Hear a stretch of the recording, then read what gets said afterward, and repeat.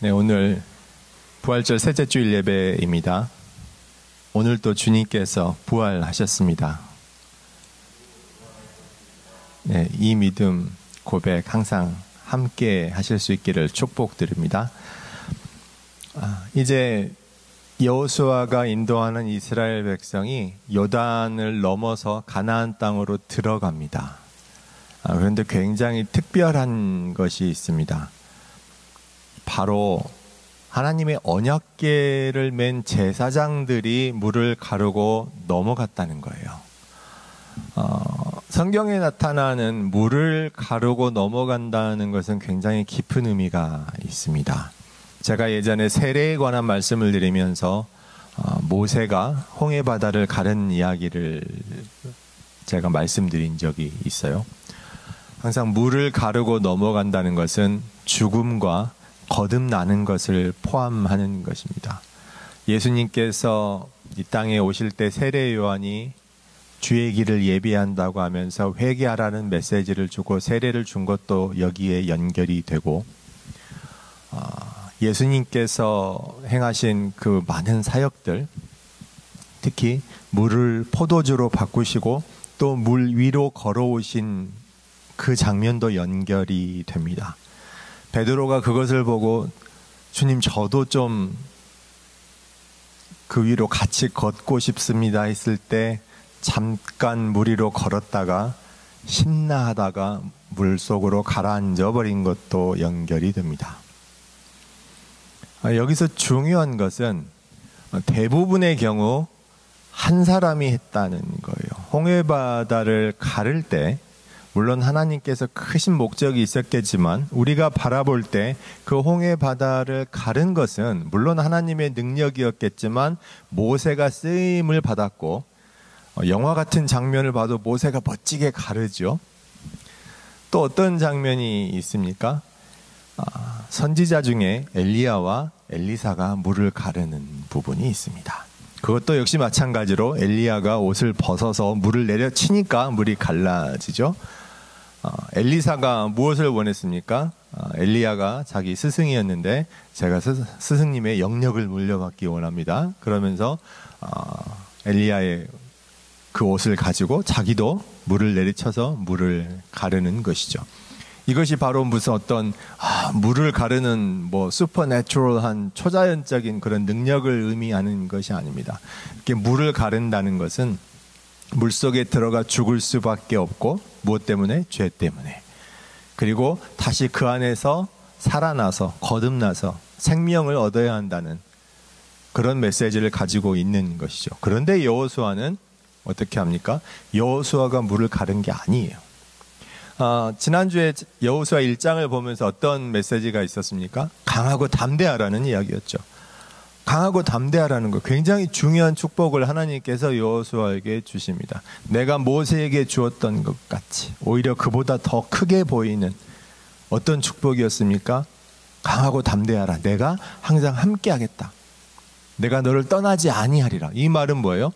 원래 하나님 말씀에 순종하고 계속 동행하면 원래 떠나시지 않겠죠. 그런데 여호수아에게 잠시 실수가 있을지라도, 잠시 어떤 문제가 생길지라도 하나님께서 그걸 벌하고 고치시기는 하겠지만 하나님께서 여호수아를 떠나시지는 않겠다는 놀라운 축복을 주신 거예요. 그러면서 마무리하시는 거죠. 강하고 담대하라. 이 얼마나 놀라운 축복입니까? 그러면 우리는 자연스럽게 생각할 수 있죠. 모세가 그랬던 것처럼 여호수아도 앞으로 나와야죠. 이거 요단을 뭔가 액션을 취하는 건 우리 생각이겠죠. 뭐 내려치든 어떻게 하든 여호수아가 나와서 물을 갈라야 될 것 같은데, 오늘 말씀에는 하나님의 언약궤를 맨 제사장들이 나오게 됩니다. 이것은 다름이 아닌 하나님께로 나아가는 길이 한 사람을 통해서가 아니라 교회 공동체를 통해서, 교회를 통해서, 여러 사람들을 통해서 이루어질 것이라는 것을 증거합니다. 제사장들이 나섰다는 것은 하나님께 드리는 예배를 통해서 그런 일이 이루어질 것이라는 것을 보여줍니다. 무엇보다 그 제사장들이 하나님의 말씀 언약궤를 메고 있었기 때문에 우리가 행했던 성찬식, 새로운 언약, 예수님의 피로 세운 새 언약이 그것을 행한다는 것이죠. 하나님의 말씀의 언약궤가 그 물을 갈랐기 때문에 하나님의 말씀을 통해 살 때에 우리가 죄에 대해서 죽고 복음으로 거듭나는 생명의 길을 걸어간다는 그런 의미가 되는 것입니다. 자, 이런 이야기를 했을 때 뭔가 흐름이 한 사람이 행하는 것이 아니라 제사장을 통해서, 예배를 통해서, 교회를 통해서 이렇게 많은 사람을 통해 확장되어 가는 것을 보면서 어떤 분이 질문을 하셨던 적이 있어요. 역시 교회는 민주적인 장소군요. 하나님께서도 민주주의를 기뻐하시는군요. 그 질문을 제가 아주 오래전에 들었던 기억이 납니다. 그렇게 연결시킬 수 없는 것은 아니지만 교회가 민주주의를 하는 곳은 아닙니다. 이 이야기에 대해서 어떤 분은 섭섭해 하실 수도 있어요. 하지만 그래도 어쩔 수 없습니다. 교회가 민주주의를 하는 곳은 아니에요. 또 제가 예전에 굉장히 강한 메시지를 들었던 적이 있어요. 교회는, 어떤 목사님이 말씀을 선포하시는 시간에 교회는 민주주의 하는 곳이 아니라고 하면서 영적인 질서에 따라서 목사가 선포하는 하나님의 말씀에 순종해야 된다고 강력하게 선포하시는 것을 제가 들었습니다. 이게 분명히 맞는 말이기도 하고요. 그 안에 위험한 것들이 숨어 있기도 합니다. 우리가 하나님의 말씀에 순종해야 하는 것은 맞아요. 하지만 어떤 특정한 지도자, 그게 모세라는 그런 타이틀을 쓰든 여호수아라는 타이틀을 쓰든 어떤 성경에 나타난 선지자의 타이틀을 쓰든 어떤 것을 내세우든 사람의 지도력에 의해서 따르고 순종해야 된다라는 것을 의미하는 것은 절대로 아닙니다. 그럼 도대체 교회는 뭐 하는 곳일까요? 제가 이 주제를 말씀드리는 것은 오늘 성도의 책임에 대해서 조금 이야기를 하고 싶었기 때문입니다. 한국 정치 요새 정말 시끄럽죠. 근데 그 이야기하면 또 복잡하고 어렵기 때문에 미국 정치 이야기를 해볼게요. 그 동네도 요새 엄청 시끄럽죠. 트럼프가 당선이 돼가지고 처음에는 경제적으로 더 잘 살게 될 거야 라는 기대를 가졌던 분도 많은 것 같은데, 아무튼 당선이 됐다는 건 많은 사람이 지지를 했다는 거죠. 근데 요새 보니까 지지율이 한 30% 정도로 떨어졌다는 뉴스를 본 적이 있습니다. 많이 떨어진 거죠. 그 이유는 여러 가지가 있겠지만 경제적으로 살기 어려워진 것도 이유가 될 겁니다. 물가는 오르고 인플레이션으로 또 여러 가지 어려운 상황들이 있고 하는 행동이 마음에 들지 않으니까 지지율이 떨어졌겠죠. 자, 그런데 여기서 만약 하나의 가정을 해보겠습니다. 그런 일이 있으면 안 되지만 정말 뭐가 잘못돼서 진짜로 살기 힘든 상황이 되면 어떻게 될까요? 전문가라는 사람들이 나와서 막 이야기하는 걸 봤습니다. 어떤 사람은 별일 없을 거다. 미국 경제는 튼튼하니까 별 문제 없이 지나갈 거다. 어떤 사람들은 이게 지금 굉장히 심각한 상황이다. 미국 국채를 이야기하면서 이거 잘못하면 예전 대공황과 같은 그런 문제가 벌어질 수도 있다. 혹은 여러 가지 전망들을 이야기합니다. 저는 전문가가 아니라서 그 중에 뭐가 맞는지는 잘 모르겠어요. 앞으로 어떻게 될지도 모르겠습니다. 근데 한번 가정을 해보자고요. 만약에 정말 심각한 문제가 일어나면 어떻게 되죠? 그냥 그러면 안 되는 건가요? 그걸로 끝인가요? 민주주의의 책임에 대해서 그런 관점에서 지금 여러분께 질문을 던집니다. 그러면 트럼프를 미국 대통령으로 찍었던 사람들은 어떤 책임을 지나요? 세상에서 정치인 욕하기가 제일 쉽다죠? 막 욕하고 끝인가요? 그거 나쁜 놈이라고 막 나쁘게 말하고 끝나면 되는 건가요? 그냥 만나서 이야기하면서 거봐 내가 그 사람 찍지 말랬지. 아니면 막 이야기하면서 내가 그때는 내가 눈에 뭐가 씌었나 봐. 내가 왜 그 사람을 찍었을까? 그냥 이렇게 이야기하고 끝나는 건가요? 우리가 세상을 살아가면서 세상에서의 지도자로서 투표를 했고 거기에 대한 책임을 사실 우리는 잘 지지 않습니다. 사실 책임을 지기는 하죠. 뭔가 잘못된 사람을 뽑으면 잘못된 사람을 통해서 일어나는 모든 안 좋은 사태에 대해서 우리가 그걸 몸으로 겪어야 되는 거예요. 우리 삶을 통해서 경험해야 되고 겪어야 되는 거예요. 사실 그게 우리 책임입니다. 민주주의에서 책임에 관한 이야기는 뭐 정치학 이야기할 때 그쪽에서 이야기를 할 테니까 오늘 그 이야기를 하진 않겠지만 저는 오늘 교회의 책임에 대해서 이야기를 하려고 합니다. 교회가 민주주의 하는 것이 아니다. 교회가 그럼 독재하는 건 그건 당연히 아니다. 그 이야기를 하려는 게 아니라 어떤 상황에서건 교회에서 책임은 누가 지냐는 거예요. 즉 여러분 삶에 대한 책임입니다. 여러분이 이 땅에서 살아가는 동안에 이루어지는 모든 순간순간들에 대한 책임을 누가 집니까? 여러분 스스로가 져야 됩니다. 모든 선택에 대한 책임을 여러분이 져야 합니다. 그런데 우리가 세상에 살다 보니까 세상에서 이루어지는 정치와 약간 혼동을 해요. 그래서 누군가 뭐 대통령을 뽑고 국회의원을 뽑고 뽑았다가 에이 잘못된 사람 뽑아도 에이 잘못 뽑았네 그러고 마는 것처럼 교회에서 책임도 그리스도인으로서 성도로서의 내 삶의 책임도 그런 식으로 착각을 한다는 거예요. 돌이킬 수 있는 것처럼. 아니요, 절대로 돌이킬 수가 없습니다. 다시 반복되기도 어렵습니다. 우리가 성도로서 지는 책임은 정말 무서운 것이에요. 많은 분들이 오해하는 지점이 있는데 사실 이것은 이스라엘 백성들이 선지자 사무엘 앞에서 사사 사무엘 앞에서 하나님을 거부하고 왕을 달라고 했던 그 심리와 비슷한 거예요. 제가 이미 여러 차례 말씀드린 바 있지만 가장 큰 이유가 뭐였습니까? 뭔가 나를 대신할 수 있는 존재가 있으면 좋겠어요. 어떤 일에 대해서? 위험한 일에 대해서, 내가 하기 싫은 일에 대해서, 내가 책임지기엔 너무 무거운 일들에 대해서 누군가가 나를 대신해서 져줬으면 좋겠어요. 그게 왕이었던 겁니다. 왜냐하면 그때 당시 하나님께서 이스라엘 백성들을 심판하실 때 죄를 지은 죄인들 한 사람 한 사람을 따로따로 심판하신 것이 아니라 이스라엘의 죄가 나타났을 때, 그 죄가 널리 퍼졌을 때 그 공동체 전체를 벌하시는 형태로 나타났어요. 그게 주로 전쟁으로 나타나고 질병으로 나타났습니다. 그랬기 때문에 사람들이 불만한 거예요. 이건 좀 너무 심합니다. 우리가 감당하기가 너무 어렵습니다.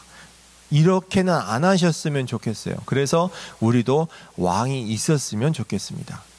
그 마음속 본질적인 그 원하는 건 뭐냐면 왕이라는 존재가 내가 져야 될 책임을 좀 가져갔으면 좋겠습니다. 대신 나를 좀 지켜줬으면 좋겠습니다. 그런 마음이 숨어 있었던 것이죠. 이 마음이 지금 이 순간까지도 그대로 이어집니다. 어떤 분들 가운데서는 교회 자랑하시는 분들이 있어요. 요새는 좀 그런 일이 별로 적겠지만 예전엔 정말 많았습니다. 내가 어디 교회 다닙니다 라고. 특히 그 교회가 크고 유명한 교회일수록 더 그렇죠. 나 어디 교회 다닙니다. 나 어디 교회 집사예요. 나 어느 교회 장로입니다. 어느 교회 권사예요 라고 하는 이야기 예전에 많이 했었습니다.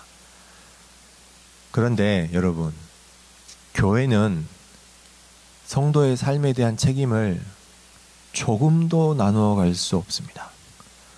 머리카락 하나만큼의 죄도 가져갈 수 없어요. 조금도 대신할 수 없어요. 여러분의 죄는, 여러분의 모든 선택은, 여러분의 모든 삶의 순간에 대한 책임은 누가 집니까? 여러분 스스로 져야 합니다. 성경은 그것을 심판이라고 부르죠. 한국 성도분들이 유난히 목회자를 잘 섬긴다는 이야기를 합니다. 이건 요새 외국인 목회자들 사이에서도 유명해졌어요. 한국 성도분들이 그렇게 목사님을 잘 섬긴대요. 이게 좋은 건지 나쁜 건지 모르겠어요. 좋은 부분도 있고 나쁜 부분도 있겠죠. 한 가지 단언할 수 있는 건 뭡니까? 여러분의 목회자는, 당연히 저를 포함이죠. 세상 어느 목회자도 자기 성도의 죄를 대신 가져갈 수 없습니다. 정말 머리카락 하나만큼도 가져갈 수 없어요. 그럼 왜 교회가 중요하고 왜 목회자가 중요합니까? 잘못된 길을 보여주지 않고 하나님의 올바른 메시지를 전할 수 있고 하나님께로 가는, 진리로 가는 생명의 길을 바로 보여줄 수 있는 기회가 많은 교회가 좋은 교회이고 자랑할 만한 교회입니다. 그런 길을 인도할 수 있는 목회자가 있다면 정말 존경할 만한 분이고 여러분들이 잘 섬겨야 하는 분이죠.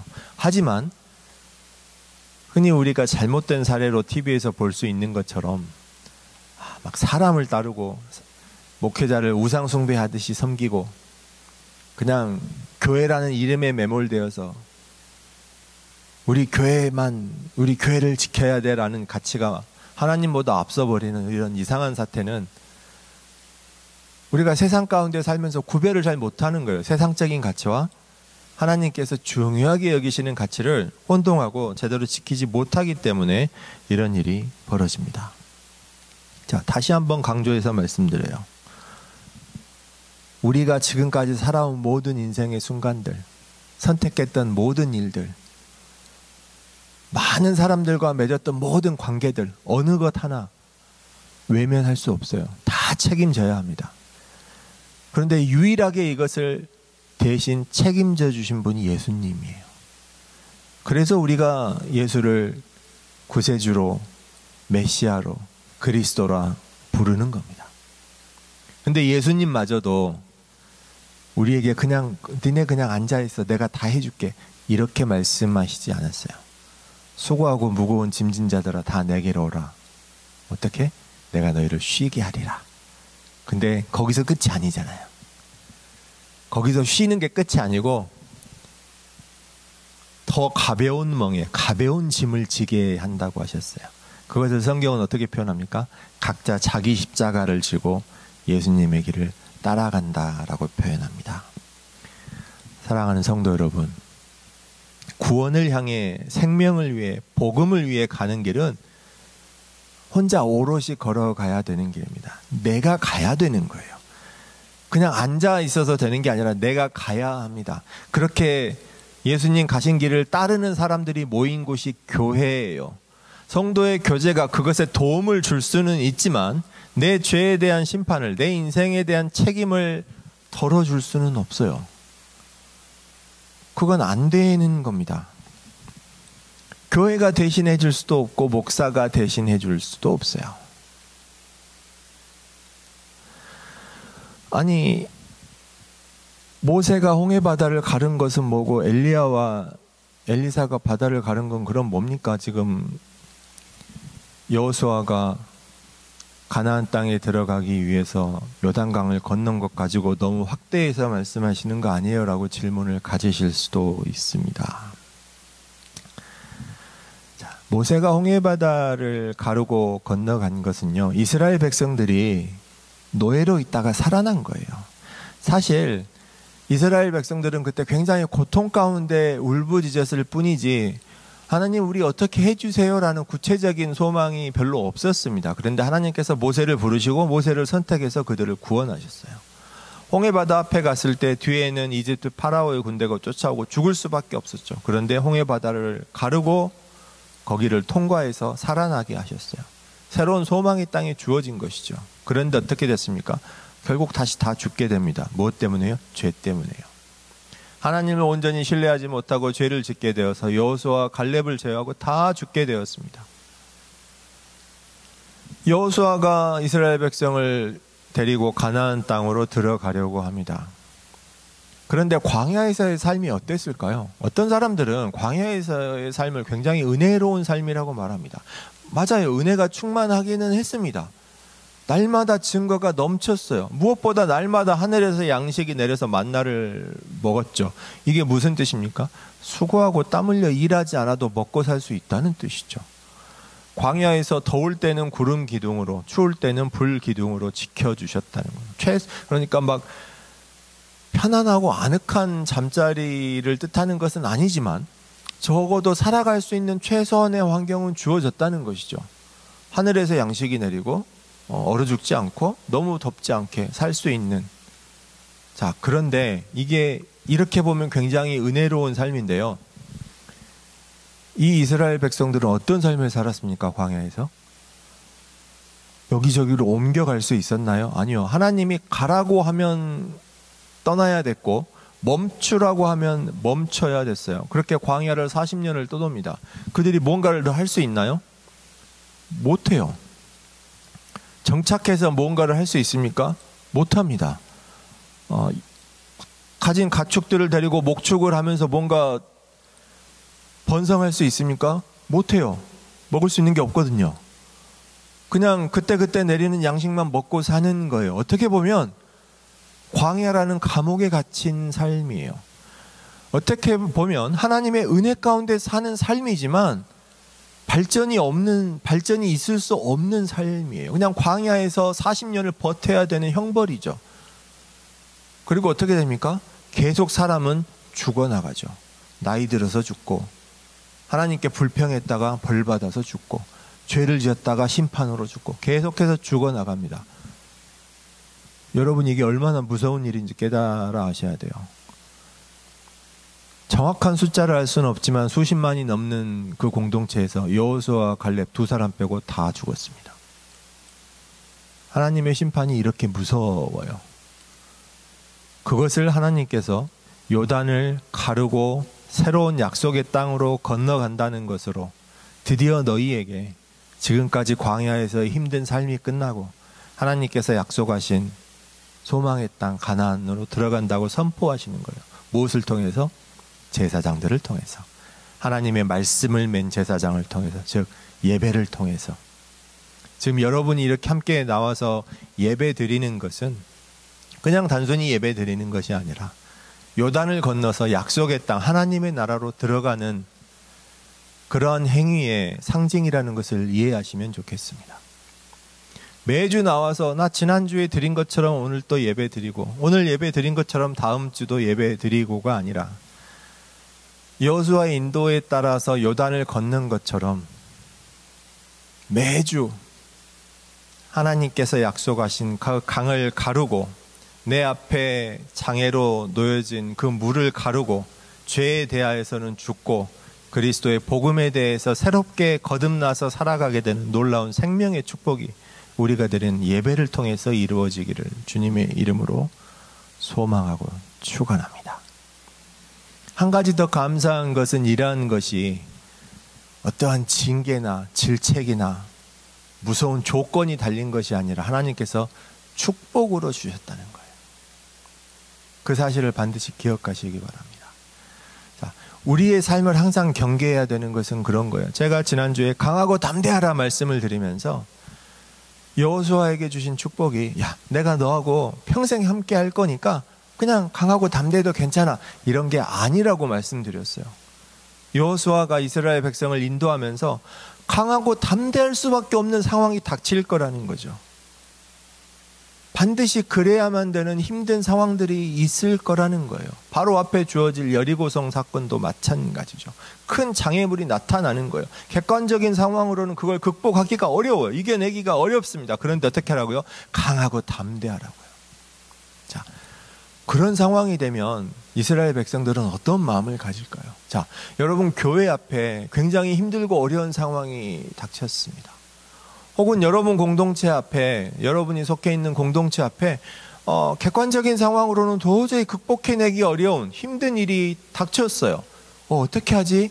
걱정이 됩니다. 그런데 여러분을 이끌고 있는 지도자가, 어떤 인도자가 혹은 교회의 목회자가 강하고 담대하게 나를 따르라고 말합니다.